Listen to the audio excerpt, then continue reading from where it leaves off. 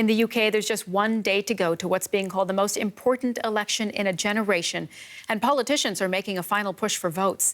The election is likely to decide the fate of Brexit, the UK's attempt to leave the EU. The Conservative Party of Prime Minister Boris Johnson has been leading polls for a while, but a recent survey shows the race is tightening. The Conservatives seem to be on course to win 339 seats in the 650-seat parliament against 231 for the Labour Party. But pollsters say other outcomes are possible, including a hung parliament or a landslide victory for Johnson. Let's take a closer look now at the Conservatives' election campaign. Boris Johnson, I think he's a go-getter. He will do it. I just think he's a mess, the way he's doing. People are seeing through Boris Johnson. I don't really know, to be honest. Love him or hate him, almost everyone has an opinion on Britain's incumbent Prime Minister. The man himself is on a charm offensive, visiting every region in England and Wales, including opposition Labour heartlands that voted to leave the European Union, like the northern town of Grimsby, where he toured a fish market. He's cast himself as the man to get Brexit done, appealing to Leave voters.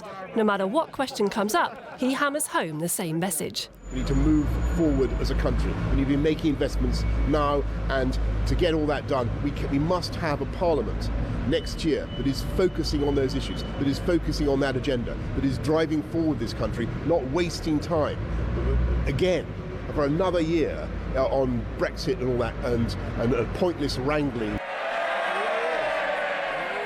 Despite repeated scandals and defeats in Parliament, Boris Johnson's party is still ahead in the polls, and that's even though the Conservatives are bitterly divided. Earlier this year, Johnson threw 21 MPs out of his own parliamentary group for not towing the party line. Among them, Winston Churchill's grandson, the former chief public prosecutor, and the former finance minister. And Johnson's own brother resigned, along with several other veteran Tory MPs. It's populist. It's telling the public what they think that the public want to hear. It's oversimplifying the issue. But the Prime Minister is undeterred.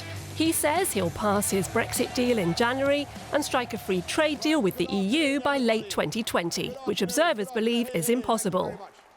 Get Brexit done. That's his mantra, and he's sticking to it. On Thursday, British voters get to decide in what could be Britain's most important election in decades.